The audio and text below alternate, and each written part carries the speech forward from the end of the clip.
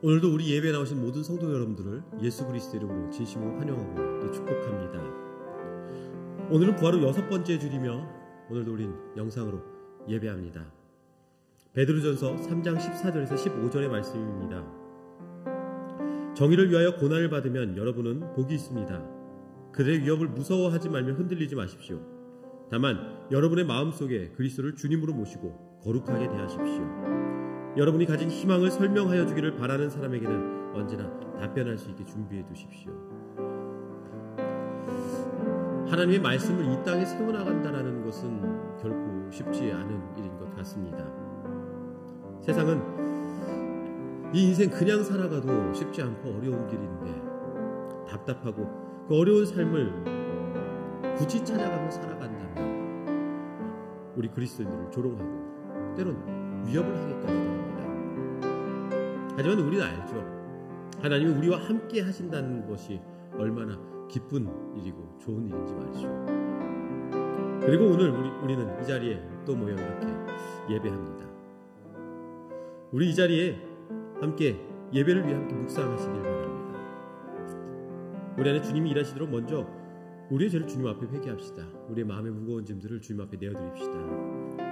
그리고 지금 이 시간 우리와 함께 하시는 성령 하나님의 빛으로 말미암아 우리가 구원의 길을 보고 그 빛을 전하는 자로 준비되어지기를 예수 그리스도 이름으로 축원합니다. 우리 함께 예배를 위해 묵상하겠습니다.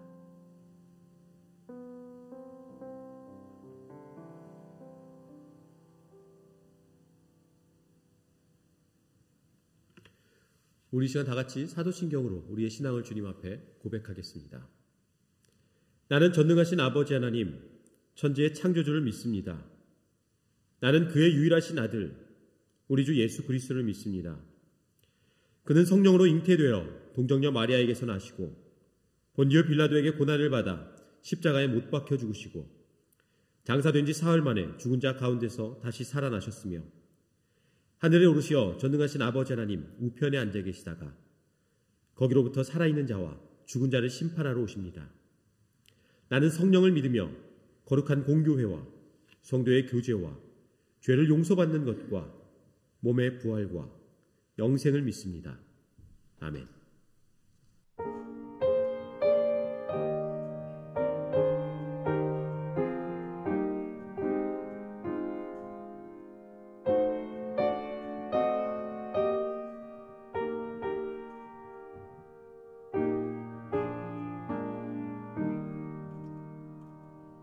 오 신실하신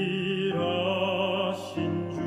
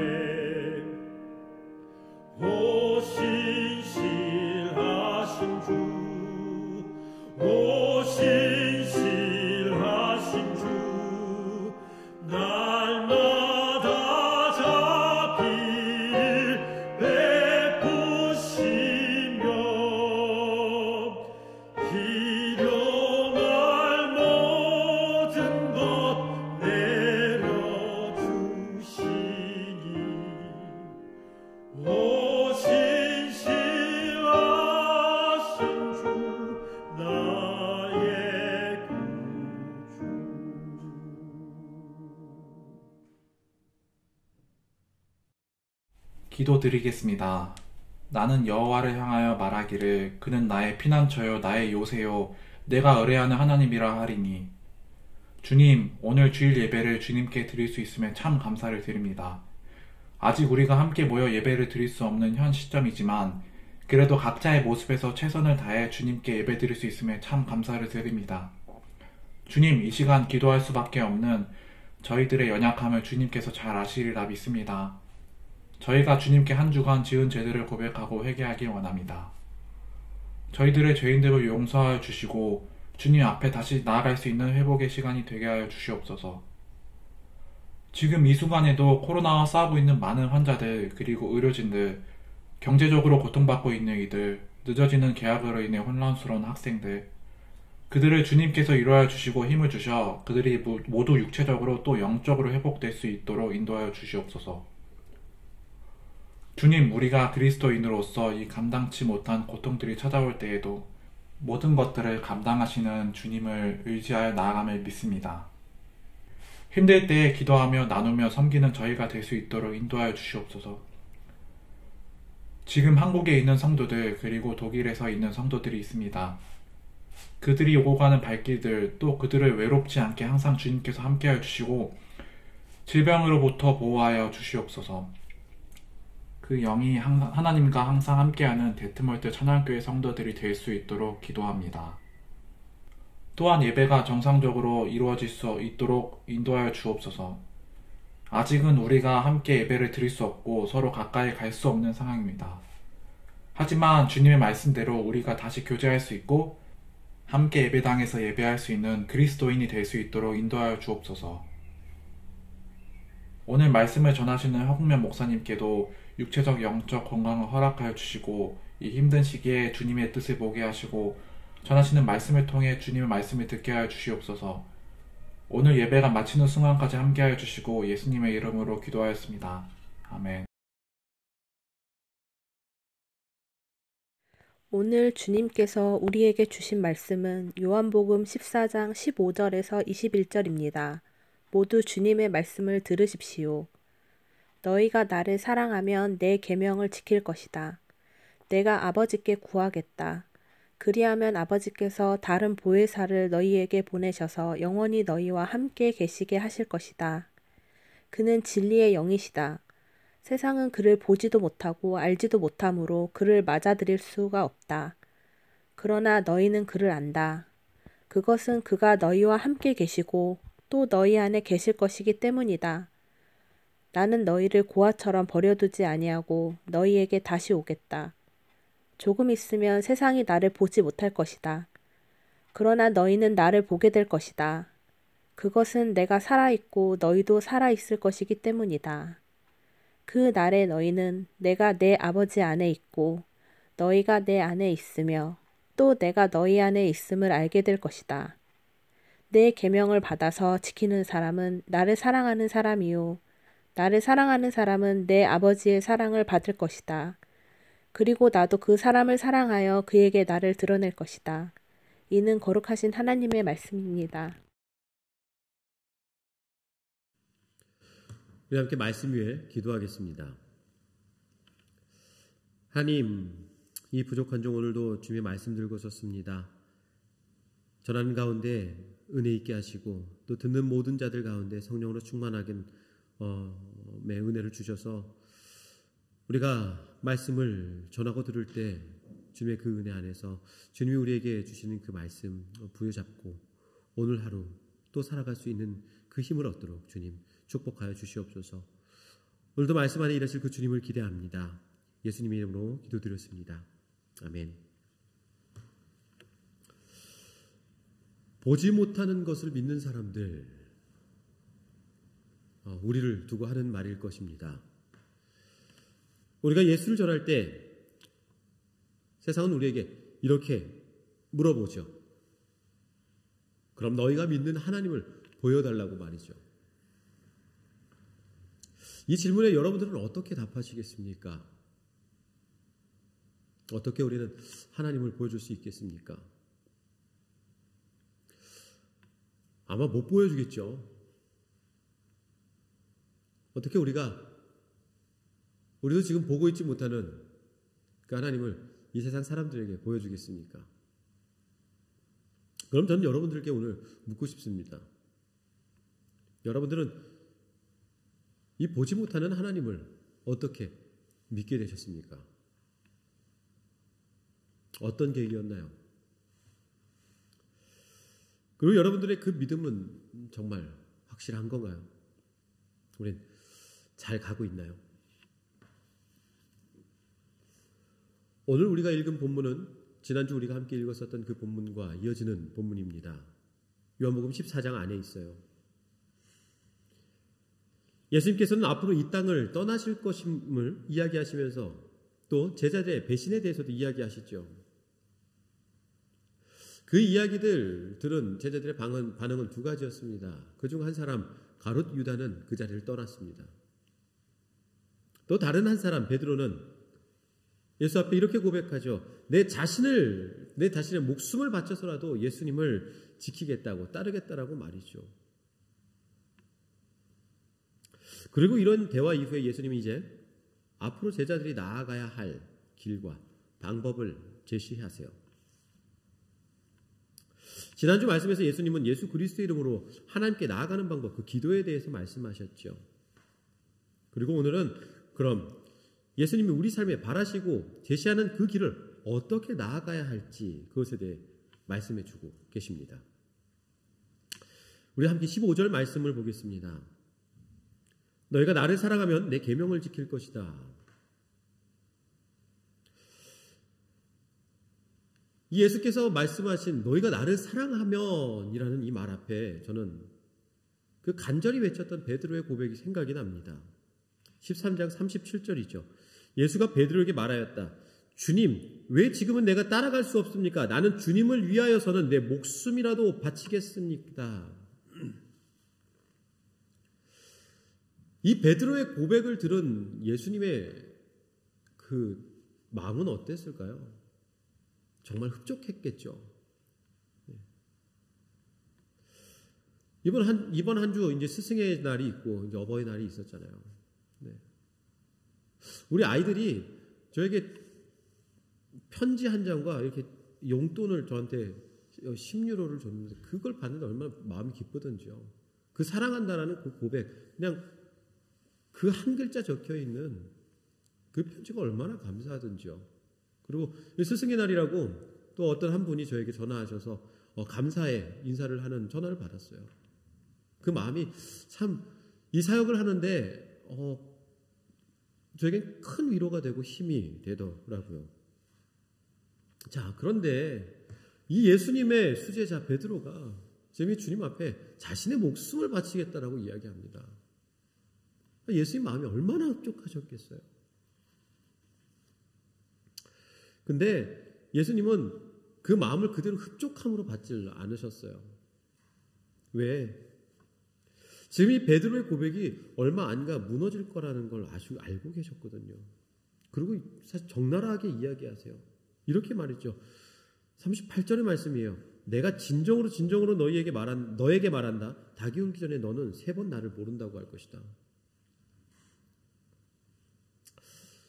사랑하는 성도 여러분, 우리는 하나님 앞에 진짜 많은 결단을 하면서 살아가잖아요. 우리 예배만 해도 매주 설교 이후에 찬양하며 기도하고 주님 앞에 결단하는데 이 결단만 세도 1년에 52번 결단을 해요. 또 그 외에 우리가 경험하는 여러 집회나 말씀들을 듣는 과정, 묵상을 통해서 수없이 많은 결단을 주님 앞에 올려드리죠. 근데 그거 아세요? 우리 주님께서는요, 너무 잘 알고 계세요. 우리의 그 결단이 얼마나 쉽게 잘 무너질지 말이죠. 우리 그냥 나 한 사람의 삶만 한번 돌아보세요. 우리 가끔 말씀을 읽거나 이렇게 그 말씀을 설교 말씀을 듣거나 아니면 묵상을 하다가 크게 공감되고 깨달아지는 부분들이 있으면은 그 안에서 마음이 뜨거워져요. 그래서 기도하죠. 근데 그 결단을 잘 지키다가도 한 번 무너지면 급격하게 무너지는 게 지금 우리의 모습들 아닙니까? 근데 우리가 그 무너지는 것도 일부러 그럽니까? 우리가 그 마음 안 지키고 싶어서 그런 것도 아니잖아요. 늘 하나님께 부끄럽고 죄스러우면서도 늘 우리의 삶의 상황이 이유가 되고 우리의 무죄함이 이유가 되고 우리의 연약함이 이유가 되는 거 아닙니까? 근데 또 이게 우리만 그래요? 나 한 사람만 그래요? 아니에요. 정말 수많은 사람이 그래요. 역사적으로 그래왔어요. 수백만, 수천만, 수억만의 사람들이 그렇게 살아왔어요. 그 사람을 바라보시는 하나님 그거 모르시겠어요? 우리 무너지는 거 모르시겠냐고요. 심지어 베드로가 무너졌고요. 그리고 그 전도자 바울도 마찬가지였어요. 복음을 위해 목숨을 아끼지 않았던 바울도 로마서 7장 15절에서 이렇게 고백하지 않습니까? 나는 내가 하는 일을 도무지 알 수가 없습니다. 내가 해야겠다고 생각하는 일은 하지 않고 도리어 해서는 안 되겠다고 생각하는 일을 하고 있으니 말입니다. 그런데 오늘 예수님께서는 이렇게 말씀하고 계시단 말이에요. 나를 사랑하는 자는 나의 계명을 내 계명을 지킬 것이다 말하고 말이죠.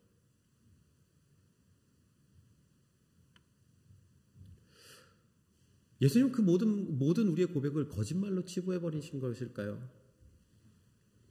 아니요, 예수님 알고 계셨어요. 베드로가 예수님을 그렇게 사랑한다는 걸 알고 계셨어요. 바울의 그 헌신이 진심이었음을 알고 계셨어요.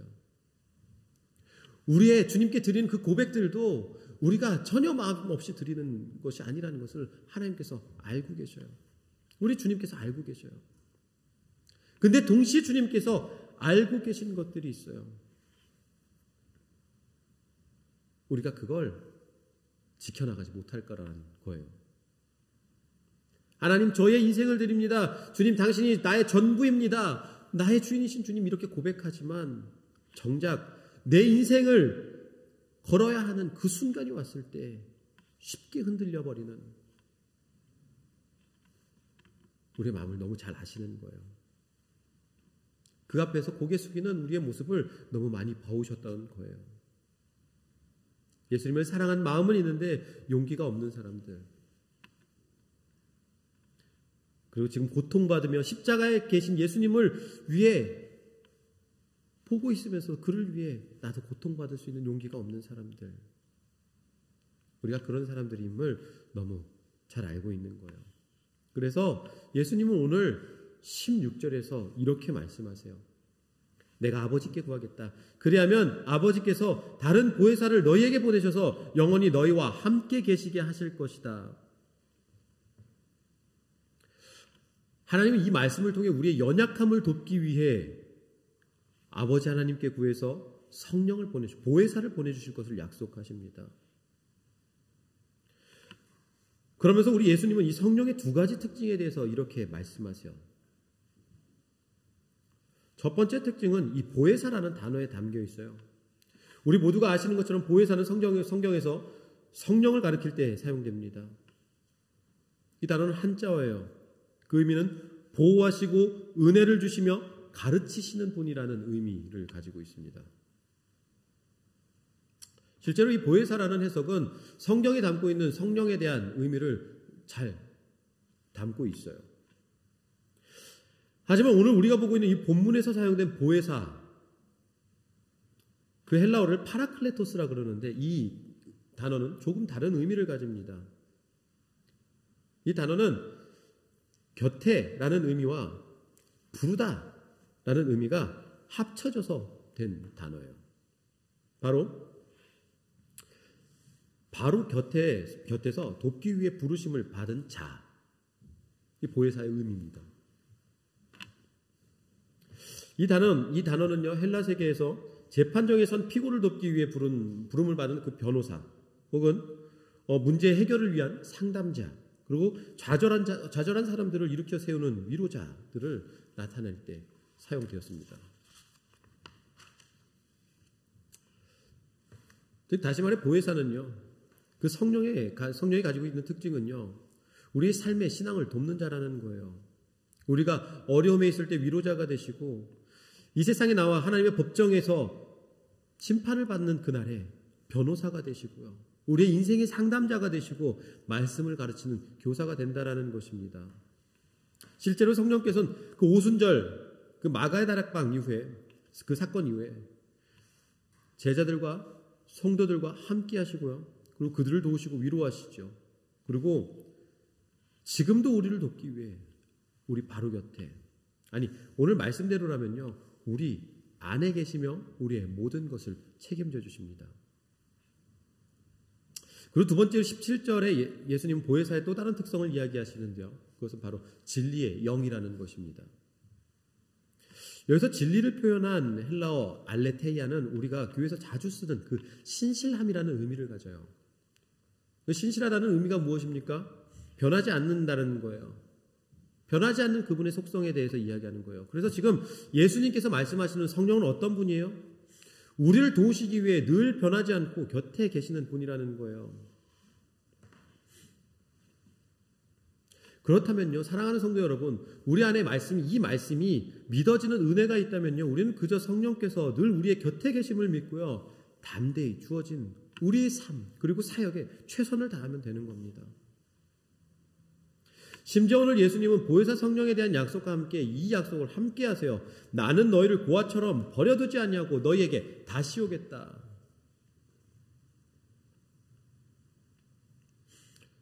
지금 예수님께서는 앞으로 예수께서 이 땅에서 떠나고 난 다음에 우리에게 올 상황에 대해서 알고 계신 거예요.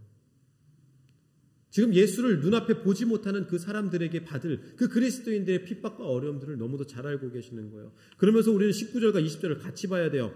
조금 있으면 세상이 나를 보지 못할 것이다. 그러나 너희는 나를 보게 될 것이다. 그것은 내가 살아있고 너희도 살아있을 것이기 때문이다.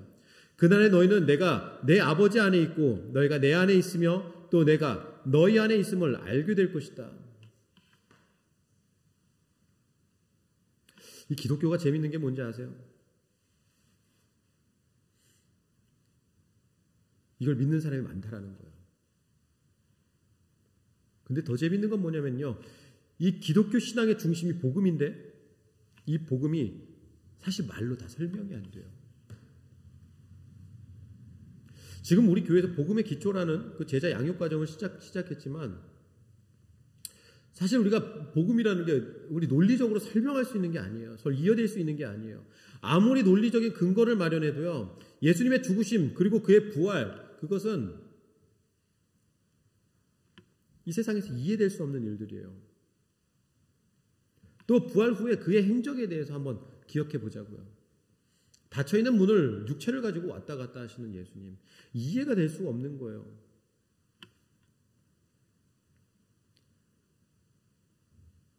그래서 복음은 믿기 위해 막 노력하고 그 이해하기 위해 노력해야 되는 게 아니라요, 믿어져야 되는 거예요. 믿어져야 이해가 돼요. 믿어질 경험이 있어야 돼요. 그래서 기독교를 체험의 정도라고 이야기하잖아요. 저 이걸 묵상하면서 참 이 신앙이 마치 자전거 배우는 것 같다라는 생각이 들었어요.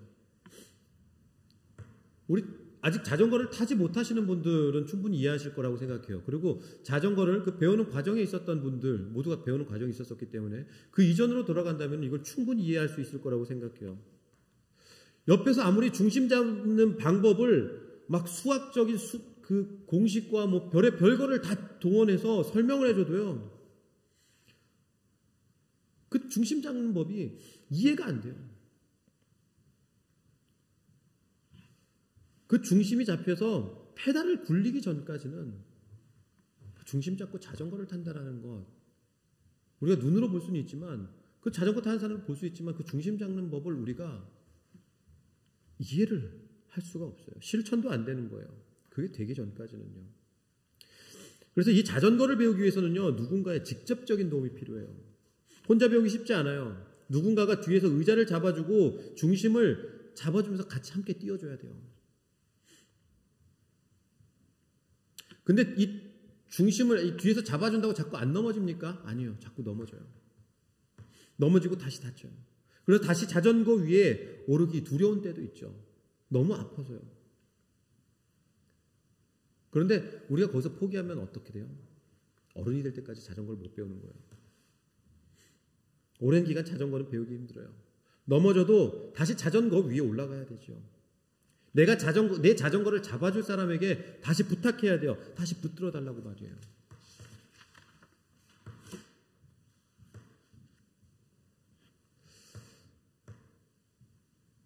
자전거를 배우는 것처럼 말이죠. 우리는 우리의 현실의 삶과 우리 신앙을 지탱해 주실 분이 필요해요. 우리를 붙들어 주실 분이 필요해요. 그게 성령님이세요. 우리는 다시 일어서는 걸 두려워하죠. 내가 죄 가운데 처해져 있을 때, 내 삶이 너무 부끄러울 때 주님 앞에 나가는 것을 두려워합니다.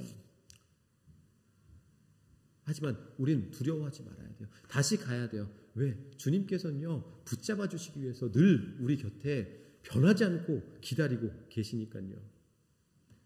그는 다시 일어나서 함께 가자 위로해 주시고요. 우리에게 힘을 주세요.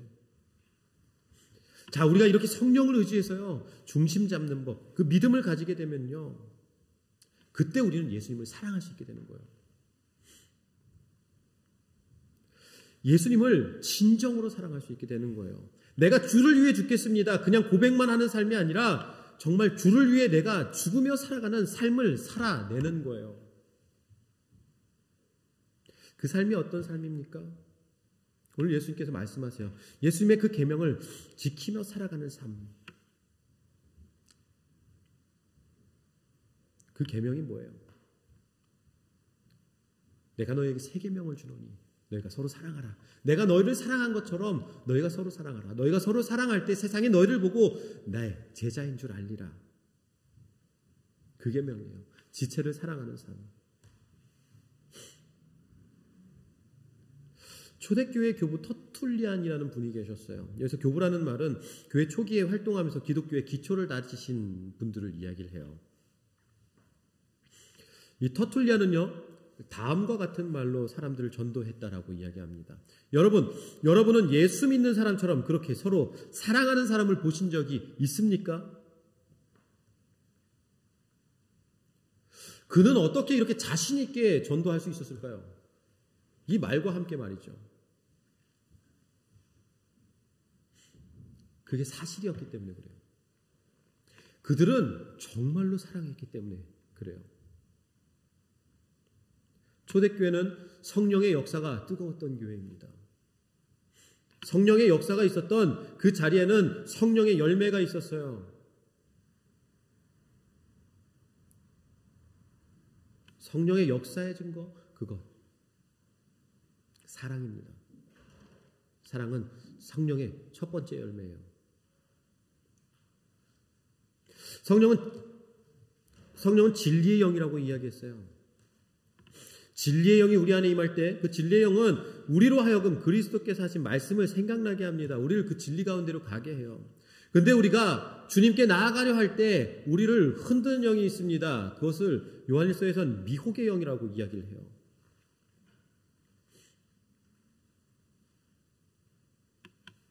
미혹의 영이 우리 안에 거하면요, 우리는 그 말씀을 부정하며 살아가게 돼 있어요. 예수 그리스도의 말씀, 예수 그리스도를 부정하며 살아가게 돼 있다고요. 그래서 예수를 증거한다지만 그 가운데 자기를 드러내는 것을 좋아해요. 늘 인정받아야 하고 늘 열심히 사역하지만 말씀보다 자기 뜻이 우선되어야 하죠. 만약에 우리의 모습이 이렇다면 우리는 지금 미혹의 영에 사로잡혀 있는 것입니다. 미혹의 영이 역사하는 교회는요, 늘 갈등이 있어요. 시기가 있고요, 질투가 있고요, 험담이 있고요, 무시함 등이 있게 돼 있어요. 그런데 성령이 뜨겁게 역사하는 교회는요, 막 성령이 뜨겁게 있다고 막 은사가 넘쳐나고 막 그런 게 아니에요. 물론 있죠. 하지만 그 기본에 깔려 있는 것들이 있어요. 열매가 맺혀져요. 뭐냐고요? 사랑이에요. 사랑함이 있어요.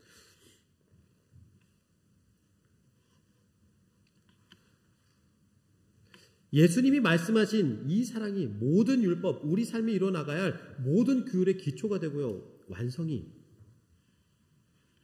되는 것입니다. 이제 말씀을 마무리하려고 그래요. 지금 한국교회 그리고 우리 주변에 있는 많은 교회들 가운데 터툴리안처럼 여러분은 예수 믿는 사람들처럼 그렇게 서로 사랑한 사람을 보신 적이 있습니까? 라며 전도할 수 있는 교회가 얼마나 될까요? 또 우리 교회는 그렇게 자신 있게 말하면서 전도할 수 있습니까?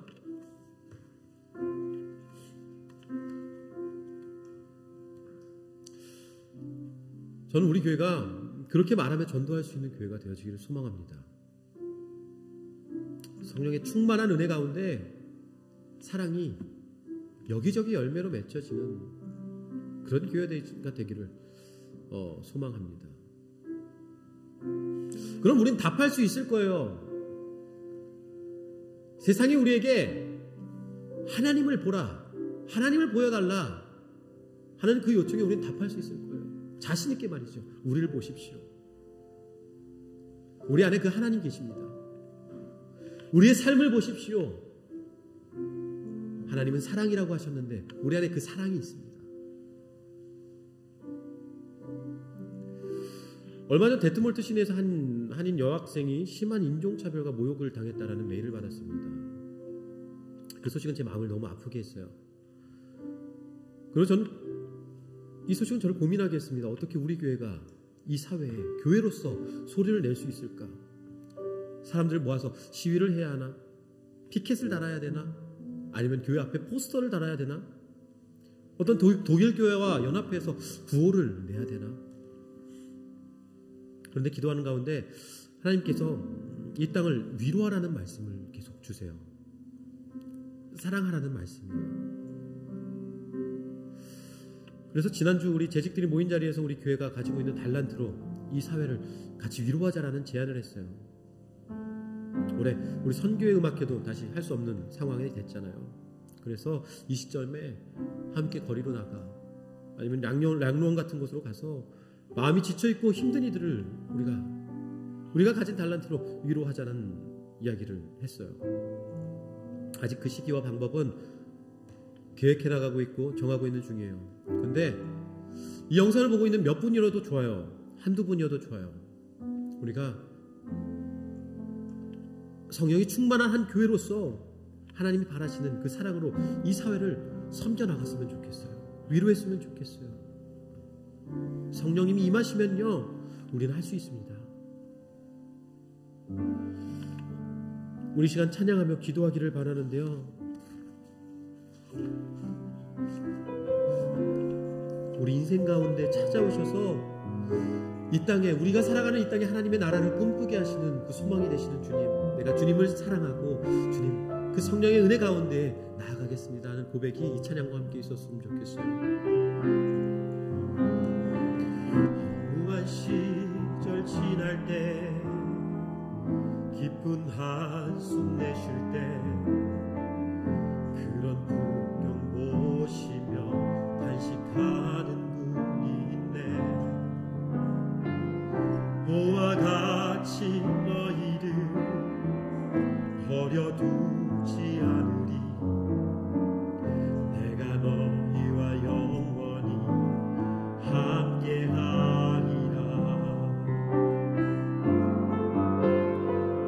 성령이 오셨네, 성령이 오셨네. 내 주에 보내신 성령이 오셨네. 우리 인생 가운데 친히 찾아오셔서 그 나라 꿈꾸게 하시네. 억눌린 자 같은 자, 자유함이 없는 자, 피난처가 되시는 성령님 계시네. 주의 영이 계신 곳에 참 자유가 있다네. 진리의 영이신 성령이 오셨네. 성령이 오셨네, 성령이 오셨네. 내 주에 보내신 성령이 오셨네. 우리 인생 가운데 친히 찾아오셔서 그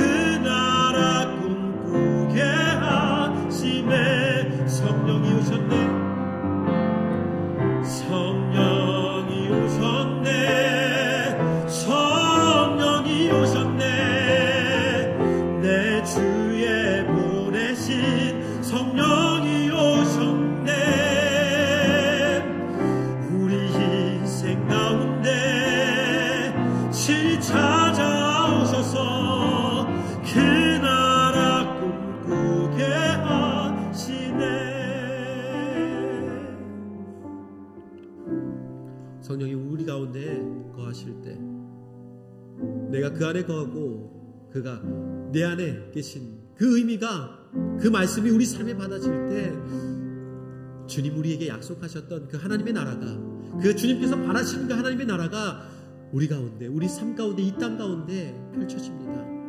이 시간 우리 간구했으면 좋겠어요. 내 삶에 사랑이 없다면 하나님, 내가 성령으로 하나님 주 말씀하신 그 사랑을 회복하기를 소망합니다.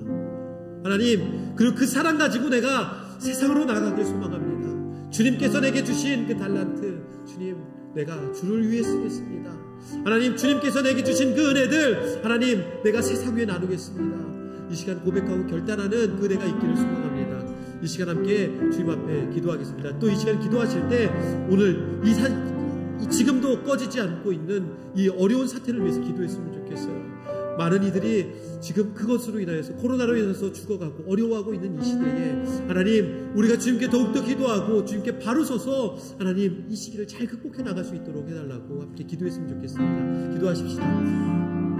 하나님, 이 시간 주님 앞에 간절히 기도합니다. 하나님, 우리 삶을 주님께서 붙들어 주시옵소서. 하나님, 사랑 없고 소망 없는 우리의 삶을 하나님 주님께서 붙들어 주시옵소서. 우리 연약한 주님께서 아버지 하나님 용서하시고, 우리의 무지함을 용서하시고, 우리의 믿음 없음을 용서하시고, 하나님 우리의 용기 없음을 주님께서 용서해 주시옵소서. 주님께서 부르시는데, 주님께서 잡아주시는데도 아버지 하나님 다시 일어서지 못하는 아버지 하나님, 주님께서 부르시고 용서하시는 말씀하시고, 하나님 아버지 용서하지 못할까 두려워하고 있는 아버지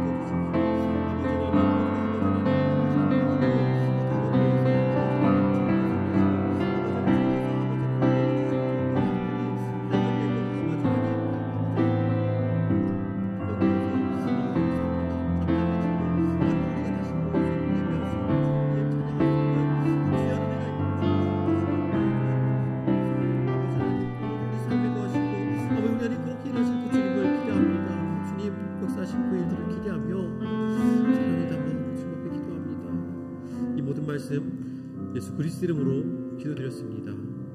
아멘.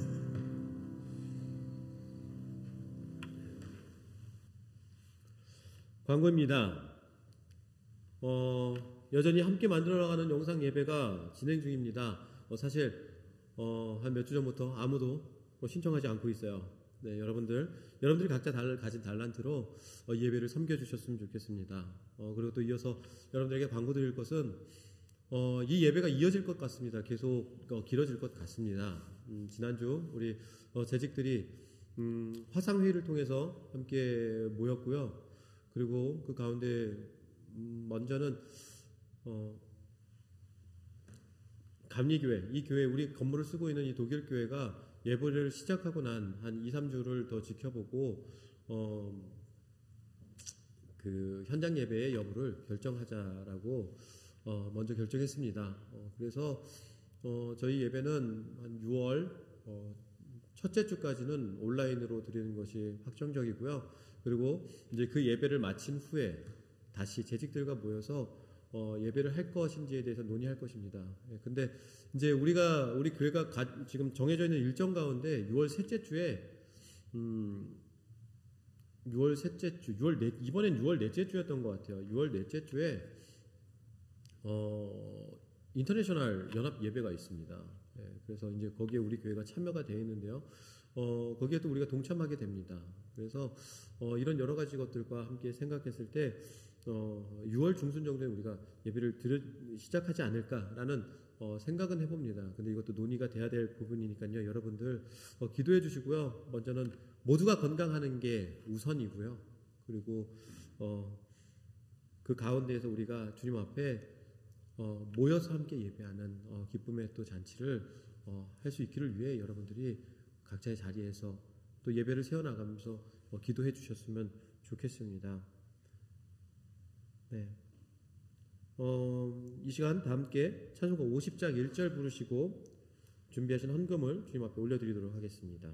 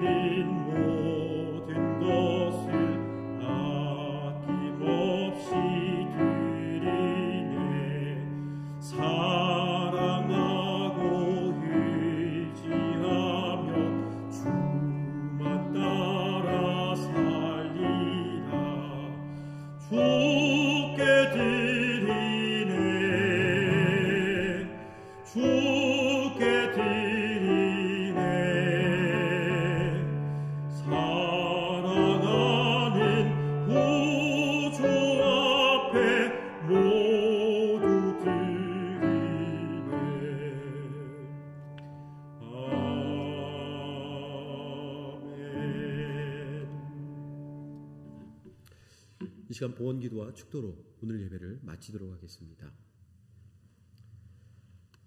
하나님, 우리 삶에 주어진 이 모든 것이 하나님으로부터 온 것임을 고백하며 이 예물 드립니다. 주님, 우리의 마음을 담은 이 예물 받아 주시옵소서. 이 예물 드린 그 마음과 손길을 늘 헤아리시고 그들의 삶을 축복하여 주시옵소서. 그들의 손길과 발걸음이 닿는 곳마다 모든 것이 형통하게 하시며 그들의 손에 물질로 인하여서 시험에 들거나 어려움을 당치 않도록 주님, 그들의 삶을 지탱하여 주시옵소서. 주님, 그들의 학업과 일터, 그들의 자녀들을 축복하여 주시고 그들의 삶의 믿음으로 세상을 놀라게 하는 축복이 있도록 주님 일하여 주십시오. 하나님, 이 예물이 쓰이는 곳곳을 위해서 기도합니다. 이것이 반드시 하나님의 시선이 닿는 곳에만 사용되게 하시고 이것이 사용될 때마다 예수 그리스도의 이름이 영화로워지며 그곳에 죽어가는 영혼들이 살아나는 귀한 은혜가 있도록 주님 축복하시고 인도하여 주시옵소서. 이제는 우리를 죽기까지 사랑하시는 예수 그리스도의 놀라우신 은혜와 그 하나님의 한이 없으신 사랑하심과 성령님의 위로, 인도, 교통하심이 지금 이 자리에 머리 숙여 예배하는 모든 성도들의 머리머리 위에와 그들이 속한 가정과 학교와 일터와 그들이 만나는 모든 사람들 위에 지금으로부터 영원토록 함께하여 주옵시기를 간절히 축원하옵나이다. 아멘.